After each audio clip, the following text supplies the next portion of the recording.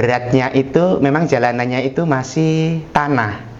Gitu ya, tapi tidak 100% Mbak ya. Kalau dari Longiki sampai Grogot, Grogot sampai Kerang itu aspal, tetapi Kerang ke tempat desa kami itu, Benguren Jaya itu tanah, dan separuh itu lumpur. Ya, alhamdulillah sih setelah kami dinas di Tanjung Harapan ini kita jadi alim-alim begitu karena rajin berzikir gitu, terutama kalau lagi naik kapal. Iya.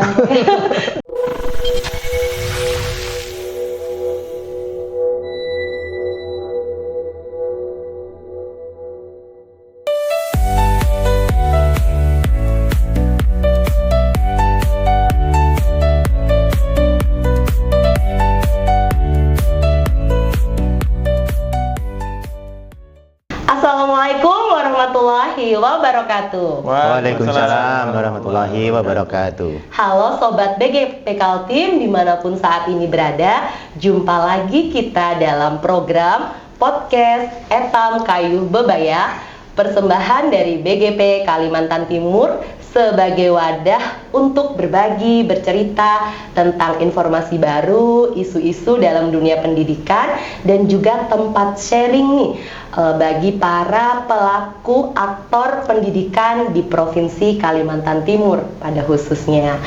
Pada episode kali ini telah hadir bersama kita 3 sosok bapak-bapak nih Sobat BGP dari 3 penjuru perbatasan Kabupaten Pasir. Nah, Bapak Ibu Sobat BGP Kaltim sudah pasti bertanya-tanya ya, siapa beliau-beliau ini, atau bahkan mungkin ada yang pernah berjumpa atau yang sudah familiar dengan beliau-beliau ini.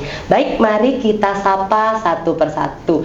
Dari yang sebelah kanan saya, boleh diperkenalkan Pak, dengan Bapak siapa? Baik, terima kasih Bu Desi. Perkenalkan, saya Pujo Utomo SPD, saya saat ini sebagai Kepala SMA Negeri 1 Tanjung Harapan yang berada di wilayah selatan pesisir Kabupaten Pasir. Jadi kami berbatasan langsung dengan Laut Makassar di Sulawesi Barat. Baik, beliau adalah Kepala SMAN 1 Tanjung Harapan, penjaga bagian selatan agak ke timur Kabupaten Pasir. Baik, Betul, kita akan bergeser ke sebelah kiri saya. Ada 2 sosok bapak yang tak kalah keren. Boleh dari bagian depan dengan Bapak siapa Pak? Iya, terima kasih. Ya, perkenalkan nama saya Supriyadi, SPD MPD. Kebetulan saya Kepala SMA Negeri 2 Batu Engau. Saya itu lebih tepatnya itu berbatasan dengan provinsi sebelah kita, yaitu Kalimantan Selatan. Nah, kebetulan juga daerah kami masih termasuk daerah 3T. Ya, jadi terdepan, terluar, tertinggal. Nah, itu jadi di kecamatan saya itu, atau desanya tepatnya di Benguren Jaya, itu termasuk desa yang termasuk 3T tadi. Jadi kalau Pak Supri ini Sobat BGP Kaltim, penjaga perbatasannya Barat. sama ya, perebutan wilayah ya Pak ya, sama-sama selatan. Tapi kalau Pak Pujo selatan agak ke timur, kalau Ya. Pak Supri selatan agak ke barat. Pak Supri ini full darat, saya full tuh darat. darat dan laut. Oh, Bapak darat dan laut Laut. ya. Pak Supri full darat. Beliau adalah Kepala SMAN 2 Batu Engau, Iya. Kabupaten Pasir.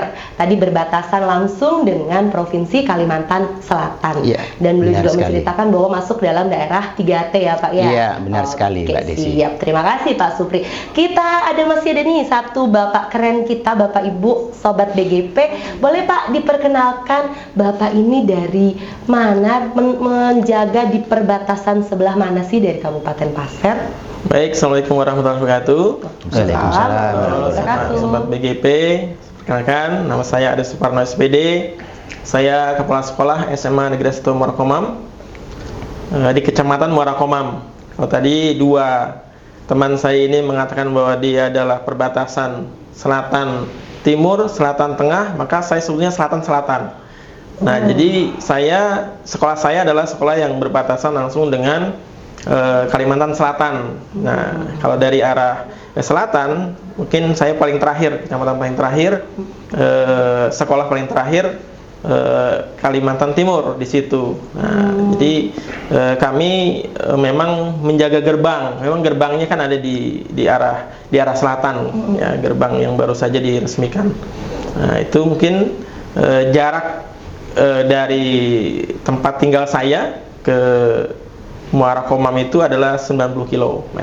Tapi jalanan, karena jalanan ada jalanan provinsi, sehingga terhitung mudah jarak tempuhnya gitu. Mungkin itu pengenalan sedikit dari saya.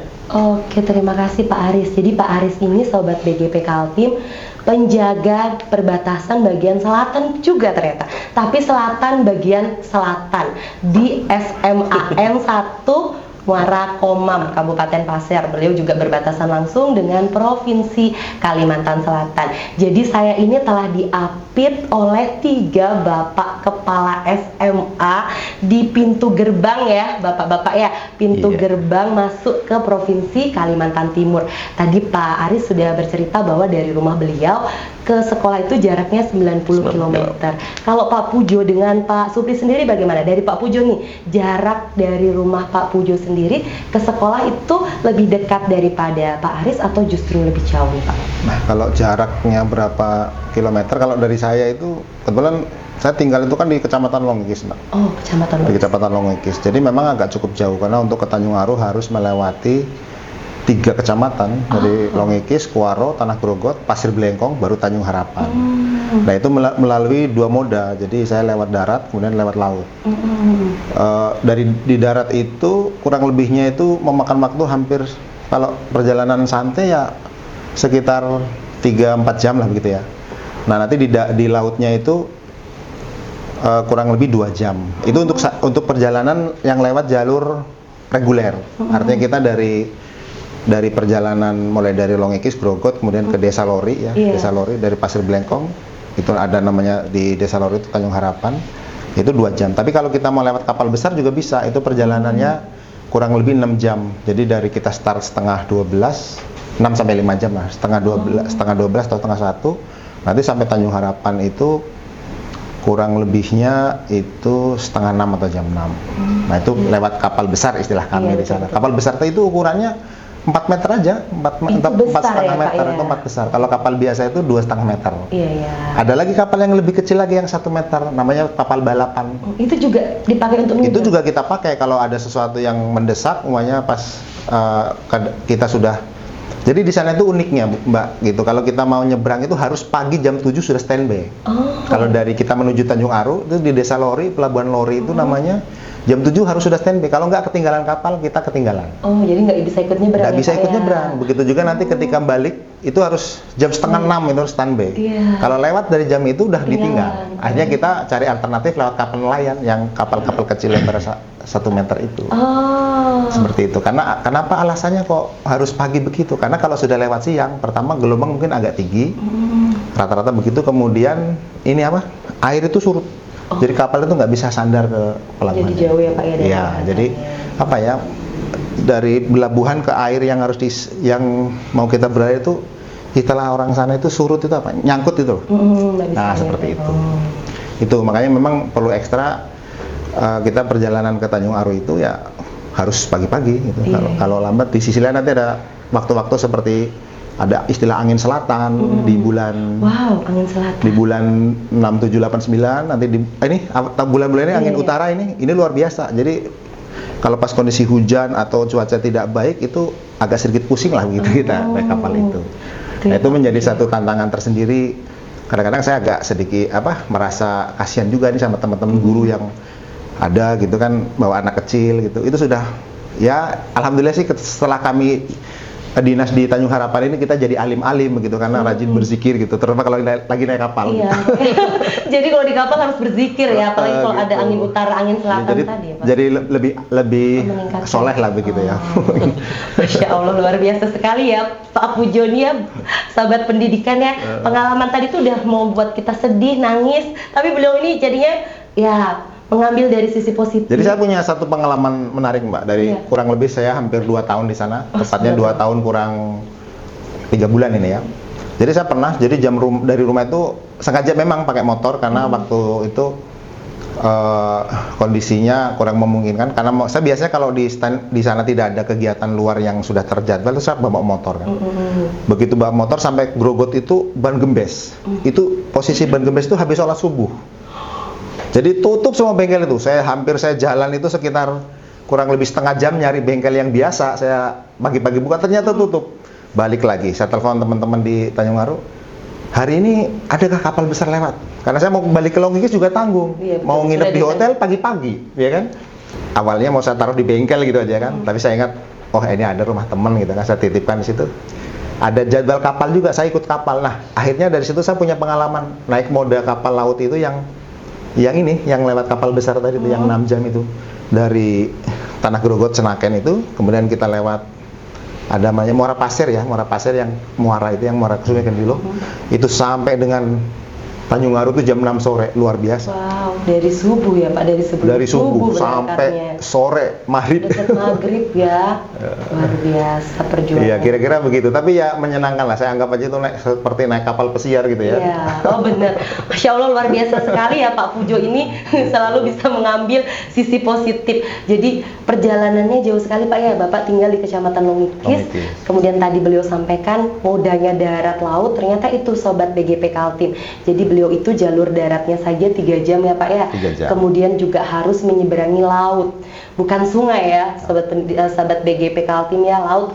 Teluk sih sebenarnya. Teluk ya. Teluk Apar. Gitu. Teluk Apar. Iya. Oh, Teluk Apar. Kemudian sampai dari itu ke Tanjung Harapannya ya Pak ya. Betul. Kemudian tadi kadang kita tuh ada istilah ya sobat BGP Kaltim, di bawah pengaruh angin. Nah ternyata yang dialami oleh Pak Pujo ini benar-benar harus mengikuti pengaruh angin ya Pak ya. Jadi ada istilah di sana itu Bu, kita itu dikendalikan oleh alam. Oh. Nah, jadi ada masanya kita memang harus berangkat ke sana, tapi memang tidak bisa karena kondisi alamnya tidak memungkinkan. Ya udah. Betul.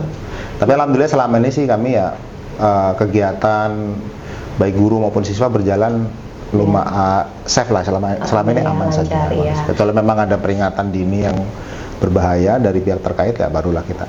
Oh gitu ya Pak ya. Iya. Jadi perjuangannya luar biasa sekali ya Iya. sahabat BGP Kaltim, tidak hanya melalui jalur darat, kemudian menyeberang saja dengan berbagai moda tadi ceritanya kapal, ada beberapa variasi dan Pak ya. Dan itu sebenarnya tidak bisa memilih ya Pak ya. Unconditional sekali seperti itu Pak Pujo. Baik, kita bergeser dulu ke Pak Supri. Kalau Pak Supri ini gimana nih Pak Supri? Perjalanannya dari rumah ke sekolah, apakah sedramatis Pak Pujo atau gimana nih Pak? Iya, nah mungkin antara saya dengan Pak Pujo mungkin ya agak berbeda situasinya gitu ya. Tapi di antara kita memang punya nilai sendiri, punya keasikan sendiri dan punya tantangan sendiri. Kalau saya itu jarak dari tempat saya, kebetulan saya juga berdomisili di Kecamatan Longikis. Nah, ke tempat saya itu SMA Negeri 2 Batu Engo itu berjarak 150 km. Oh, lebih jauh ya Pak? Ya, 150 km. Jadi kalau ditempuh itu paling cepat itu 3,5 jam. Paling cepat kita tidak istirahat, full dengan kecepatan yang relatif tinggi segitu itu. Kalau di buku rata-rata sebenarnya itu normalnya itu 4 jam sampai 5 jam. Itu baru bisa di tempat kerja saya itu atau di SMA Negeri Batu Engo. Nah, menariknya di tempat saya itu ya di SMA Negeri Batu Engo itu perjalanannya itu full darat begitu ya. Tetapi beratnya itu memang jalanannya itu masih tanah. Gitu ya. Tapi tidak 100% Mbak ya. Kalau dari Longiki sampai Grogot sampai Kerang itu aspal. Tetapi Kerang ke tempat desa kami itu Benguren Jaya itu tanah dan separuh itu lumpur, apalagi kalau musim hujan seperti saat ini lumpur. Pernah saya punya pengalaman menarik gitu ya. Jadi ketika saya mau keluar menuju keluar karena mau ada kegiatan gitu ya, kebetulan banjir di jalanan saya itu. Nah kalau sudah banjir ya seperti kata rekan kita tadi Pak Pujo tadi itu kita harus kepada alam. Jadi saya berangkat dari Batu Engo itu jam 5 sore gitu ya. Jadi saya sampai ke Kerang itu jam 5 pagi. Jadi saya harus menginap dulu di jalan menunggu surut itu Mbak. Nunggu surut. Jadi kita nggak bisa memaksakan diri karena apa? Betul, Pak. Segala transportasi apa memang terputus berhenti di situ dan kita berhentinya itu ya tidak sendirian. Ya memang ada rekan-rekan lain yang senasib begitu ya. Ya kami harus menunggu surut tadi. Nah, di antara penantian itu tadi ya, menunggu surutnya tadi itu ternyata Masa-masa ada penantian iya, ya. ada hal yang menarik yang bisa kami lakukan Masa di tengah penantian, hutan ya. gitu ya, di tengah hutan nunggu banjir surut tadi itu. Iya. Nah, ternyata yang di situ itu ada bermacam-macam profesi. Iya. Saya sebagai guru atau kepala tadi itu, kemudian ada rekan lain penjual sayur, penjual pentol gitu ya. Dan ada juga pedagang-pedagang lain yang memang aktivitasnya melalui jalan itu. Kami terjebak di situ. Nah, kebetulan karena kami beramai-ramai gitu ya, kami saling bertanya, ada apa di motornya, ada apa, barang apa yang dibawa gitu ya. Ada yang bawa ayam gitu ya, ada yang bawa cabai, ada yang bawa kecap, ada yang bawa itu garam sebagainya. Nah akhirnya kami bongkar muatan mereka. Bawa apa itu kan? Oh masih ada ikan, dikeluarkan ikan. Ada apa di situ? Ada ayam dikeluarkan. Nah akhirnya kami camping malam itu di jalan itu Pak. Camping menunggu sampai itu surut, benar-benar surut. Ya akhirnya ya Pak ya sampai malam kadang Pak ya sampai pagi kami. Oh. Kami dari sore sampai pagi itu menunggu surut. Karena apa? Tanggung kami. Betul. Kalau kembali di tempat lain pun banjir gitu loh. Jadi kalau kami lanjut nggak bisa. Nggak bisanya karena cukup dalam ya. Kalau kendaraan ya mati. Maksudnya tidak bisa diseberangkan gitu kan.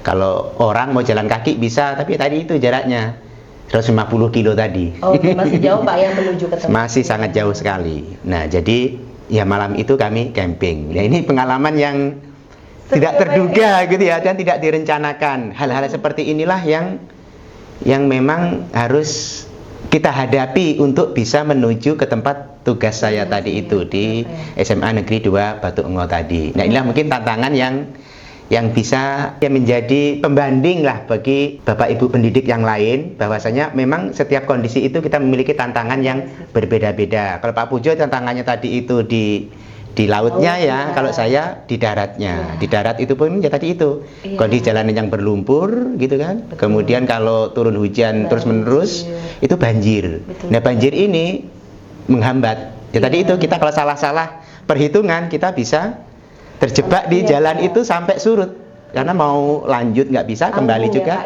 nggak bisa. Buah si malakama ya. Iya, nah ini mungkin yang bisa saya ceritakan ini terkait dengan salah satu pengalaman kita untuk bisa menuju menuju ke tempat tugas kami. Ya demikian. Ya, luar biasa sekali Pak Supri ya. Ternyata saya juga sampai tercengang. Ini tidak dibuat-buat ya Sobat BGP Kaltim. Saya benar-benar tercengang. Maksudnya tuh tadi di Pak Pujo tuh sudah luar biasa dramatis perjuangannya melalui jalur laut dengan pengaruh angin. Kemudian ke Pak Supri, kita pikir oh jalur darat ya Pak ya. Oh berlumpur-lumpur, ternyata bisa juga terjebak banjir. Saya pikir hanya menunggu beberapa jam surut. Ternyata tadi saya menunggu ending cerita Bapak, oh sampai harus menginap ya Pak ya, camping dadakan dan menjalin silaturahmi dengan rekan-rekan nasib ya Pak ya. Jadi bongkar muatan, kemudian camping dadakan. Luar biasa ya Pak Supri. Ini juga bisa menjadi pengalaman tersendiri bagi Bapak Ibu Sobat BGP Kaltim yang barangkali mengalami hal yang sama atau barangkali lebih nyaman nih, jadi bisa dijadikan sebagai bahan pembanding.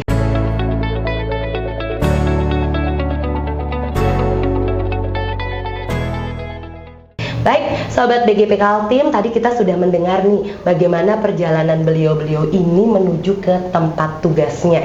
Ada berbagai tantangan di perjalanan yang beliau-beliau hadapi. Nah, sekarang yang ingin saya tanyakan, tantangan yang Pak Aris hadapi di sekolah pada saat Pak Aris menjalani tugas amanah sebagai seorang pemimpin, sebagai seorang kepala sekolah. Kalau tadi dua teman saya bercerita dari lautan ke daratan, Darat yang ke laut. Sekarang kita alihkan ke pegunungan. Oh.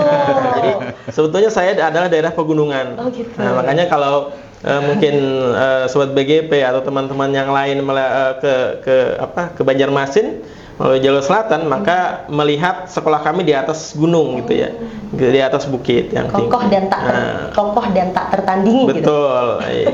Nah, jadi mungkin tidak sedramatis itu ya, tetapi perjalanan saya itu mengandung resiko. Nah, jadi perjalanan itu mengandung resiko karena jalan yang saya lewati adalah jalan Trans Kalimantan, jadi jalan provinsi, sehingga mobil-mobil besar, termasuk kemarin itu ada mobil batu bara juga lewat di situ, traktor batu bara juga, itu sangat luar biasa resikonya, karena salah-salah kita mengambil keputusan di perjalanan itu juga fatal gitu kan.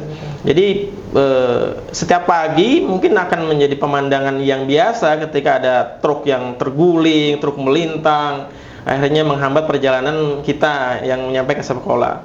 Nah, biasanya saya berangkat ke sekolah itu Senin subuh saya berangkat, nanti pulang Jumat sore. Menginap ya Pak ya? Nah, jadi saya menginap di kantor, yang itu juga kantor, yang itu juga tempat saya tidur, yang itu juga tempat saya masak, tempat saya tinggal, dan seterusnya.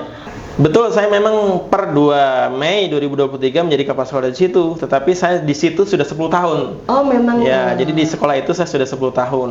Saya mengganti kepala sekolah sebelumnya.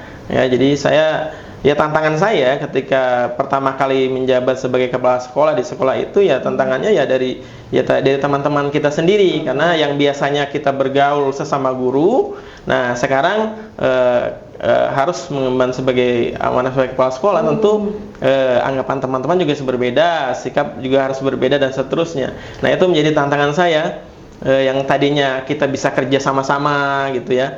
Nah, sekarang mungkin teman-teman juga agak sungkan dengan saya, sementara saya sendiri itu agak aneh perasaan saya gitu ya, ketika kok teman-teman kayaknya agak-agak jaga jarak jadinya, terus ngomong yang biasanya ngomong bercanda dan seterusnya, jadi tidak seperti itu lagi gitu ya.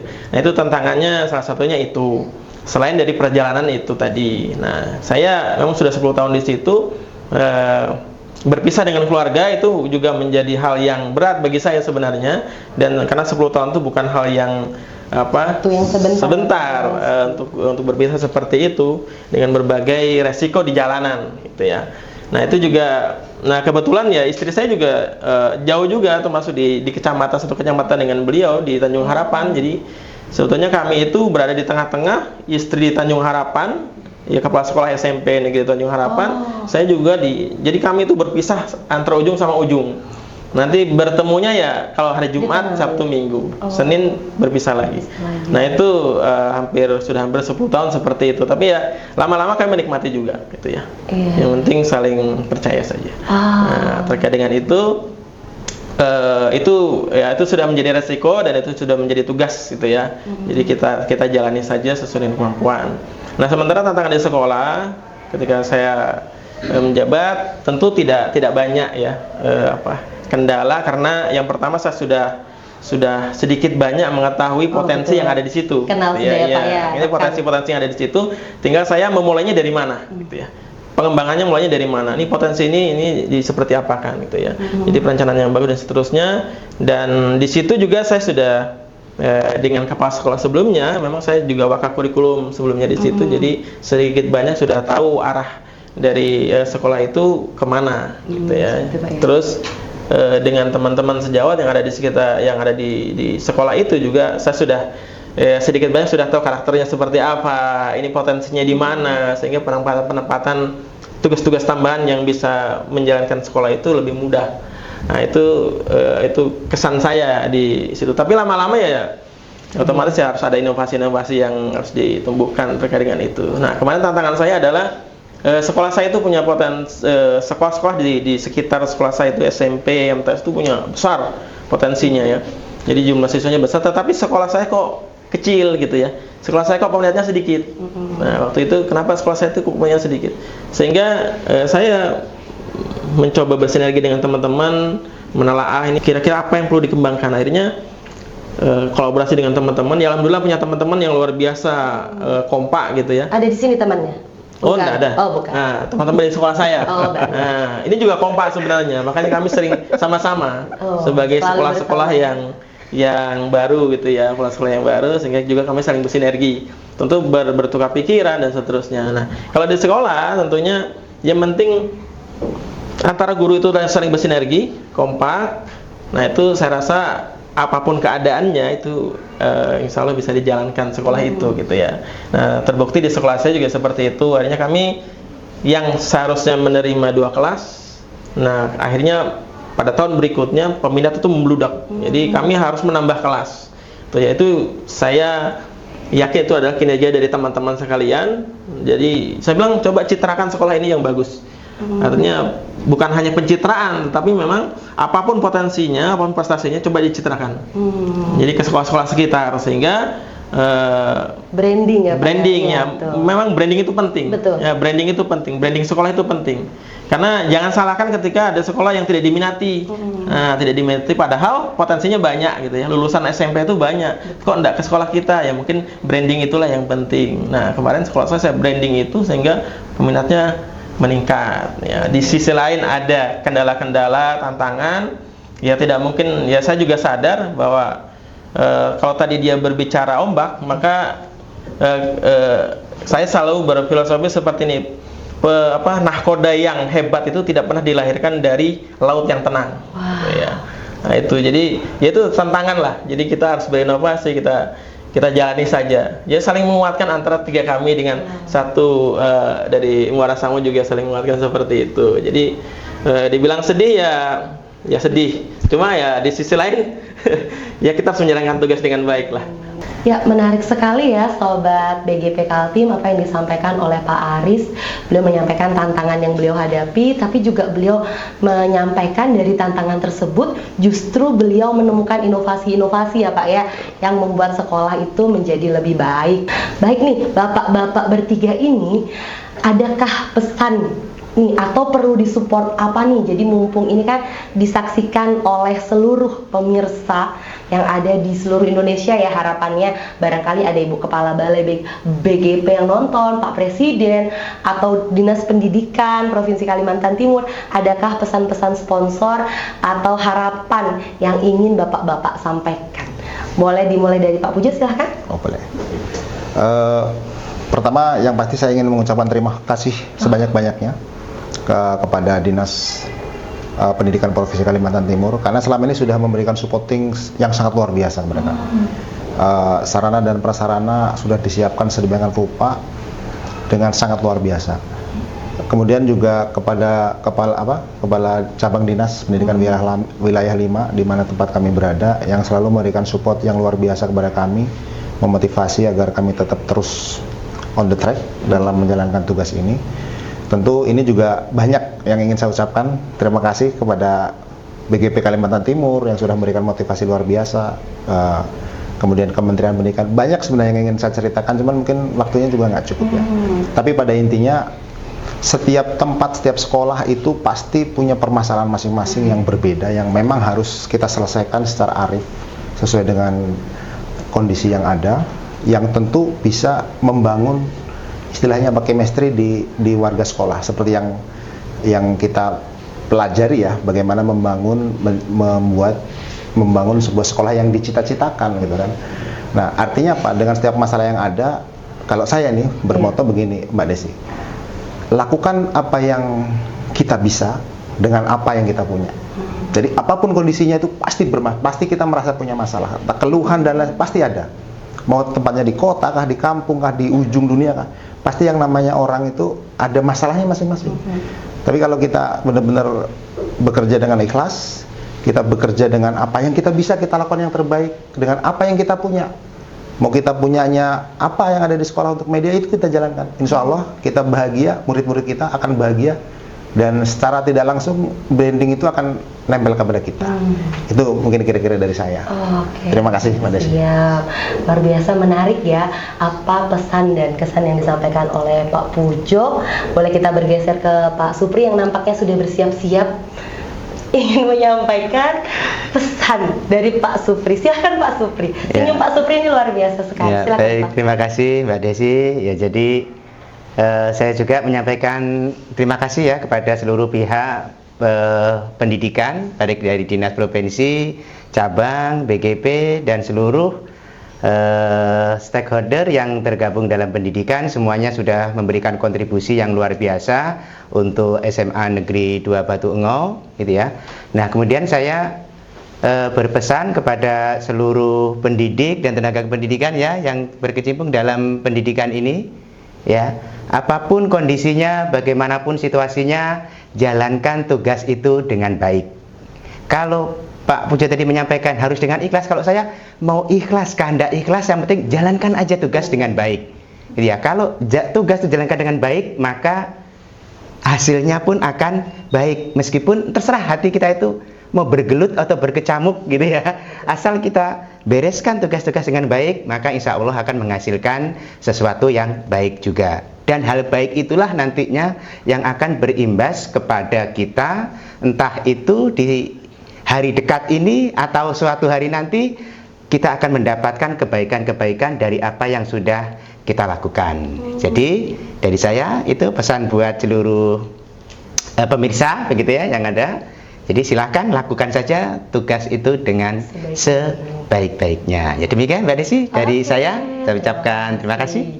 Terima kasih Pak Supri, pesan-pesannya ya, lakukan segala sesuatu tuh dengan sebaik mungkin, walaupun mau ikhlas kah tidak ikhlas Pak ya, karena memang itu harus kita lakukan dengan baik. Nah Bapak Ibu pasti nunggu-nunggu kan ya pesan dari Pak Aris, atau Pak Aris sudah deg-degan nih kata-katanya diambil oleh teman-temannya? Enggak, masih ada kan ya Pak? Okay. Sepertinya Bapaknya banyak cadangan ini. Banyak ya? Iya, karena jadi pas ini ya settingnya ya? Iya, ini. Oke.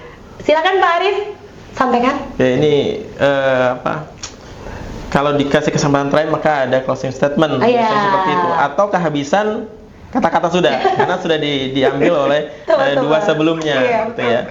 Jadi sebenarnya kalau saya sendiri pribadi, saya juga sama seperti dua teman saya mengucapkan terima kasih yang sebesar-besarnya atas support dari Dinas Pendidikan Provinsi Kalimantan Timur, Dinas Cabang, BGP Kaltim dan seterusnya atas wujud pengembangan untuk SMA Negeri 1 Markomam, baik langsung maupun tidak langsung. Saya juga berpesan dengan teman-teman yang bergelut di dunia pendidikan, keikhlasan itu bisa dinilai ya ketika kita melakukan dengan sebaik-baiknya. Jadi kita lakukan saja yang apapun yang bisa kita lakukan yang terbaik gitu ya. Apapun lakukan yang terbaik, lalu maka ikhlaslah dengan apa yang terjadi gitu ya. Nah jadi bagi saya dimanapun tempatnya tentu mempunyai tantangan yang berbeda-beda gitu ya, dan punya resiko yang berbeda-beda. Jadi mau pindah ke sini, pindah ke sana itu sama saja. Sebenarnya tantangannya juga akan ada tantangannya. Jadi setiap orang mempunyai masalahnya masing-masing.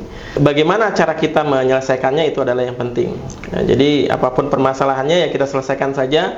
Ya, karena yang menjadi penting adalah bagaimana kita memijaki dan menyelesaikan masalah-masalah itu, bukan malah mengeluhkan. Saya selalu berpesan kepada teman-teman di sekolah, kalau capek istirahat, ya. Kalau capek istirahat, terus kalau mengeluh ya mengeluh saja, tidak apa-apa. Yang tidak boleh adalah berhenti lalu menyerah.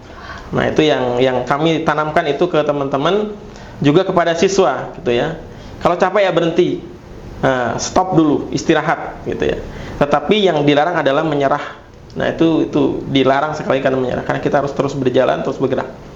Nah itu mungkin juga sekaligus closing statement teman-teman. Terakhir ya terus bersabarlah. Apapun yang terjadi, selama kita berbuat untuk kebaikan, saya yakin akan kembali ke kita kebaikan itu. Wow, luar biasa itu sekali. dari saya, terima kasih. Ya, terima kasih Pak Aris, luar biasa sekali ya closing statement dari 3 bapak penjaga perbatasan, bapak-bapak kepala sekolah ini ya, sobat BGP Kaltim. Dari balik sosoknya yang ceria luar biasa, ternyata beliau-beliau ini menghadapi tantangan yang luar biasa, mengabdi di tempat yang dari perjalanan menuju saja sudah menjadi tantangan ya bapak-bapak ya. Tapi menariknya dari hal-hal tersebut, fokus beliau-beliau ini bukan kepada tantangannya ya Pak ya, tapi bagaimana mengatasi tantangan tersebut. Dan ini juga saya agak sedikit tersindir nih, kadang-kadang mengeluh dalam melaksanakan tugas, dan dari pengalaman beliau-beliau ini bisa memotivasi. Harapannya tidak hanya saya di sini yang hadir bersama beliau, tapi juga sobat-sobat BGP Kaltim di luar sana yang menyimak tayangan ini. Ya baik bapak-bapak, kalau kita sudah bertemu, kalau beliau bertiga ini sudah bertemu, waktu itu tidak terasa. Namun waktu jualah yang harus memisahkan kita. Next lagi kita akan berbincang kembali ya di BGP Kaltim. Karena masih banyak yang mau disampaikan. Iya, karena masih banyak pesan-pesan masih banyak kisah-kisah ya Pak ya yang perlu disampaikan, yang akan disampaikan oleh beliau-beliau ini. Karena kalau beliau-beliau ini bisa bikin program sendiri rasanya ya, nanti siapa tahu diaminkan oleh Bu Wiwi akan membuatkan program sendiri untuk bapak-bapak ini ya. Tapi saya membayangkan ya Pak ya, perjalanannya ke sini gitu kan ya, menarik sekali gitu ya.